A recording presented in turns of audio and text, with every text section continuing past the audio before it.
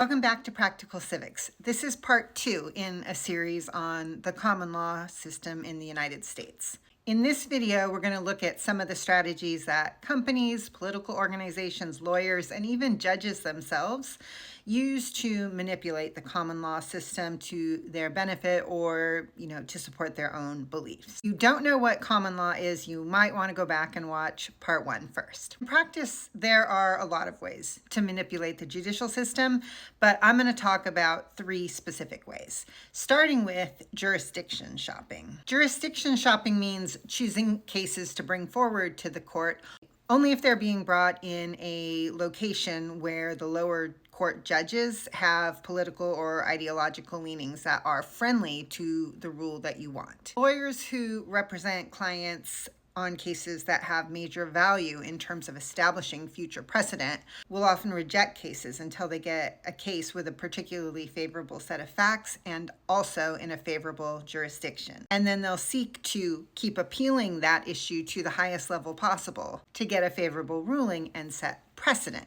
at the highest level possible. The second major tactic is familiar to most people. It's simply settling the case. Settle to avoid the rule being settled at a higher level of the court and then taking on a broader geographic effect. They also do it to prevent specific language from being recorded as published opinions, which would then give others greater confidence to sue due to the newfound clarity on what the judge will accept. A good example of this is Fox News versus Dominion voting systems. Fox News said that the Dominion voting system's equipment was intentionally misrecording votes for Republicans and assigning those votes to Democrats. Dominion Voting, who made the machine, sued the Republicans, but the case had much larger implications about establishing stricter libel rules and rules about truth in media.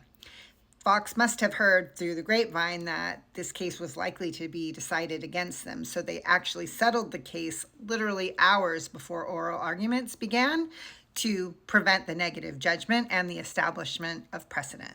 Finally, judges can manipulate the system by simply punting the issue if they don't like the facts of the case. What they'll do is issue a ruling, which is extremely narrow with lots of distinguishing characteristics, and by doing that, it allows them to decide the case without really resolving the central issue. A great example of this was a Colorado case where a bakery owner refused to make a wedding cake for a gay couple, citing his religious beliefs. They chose to interpret the case so narrowly, the central question. Last and final video, the federal courts have become so political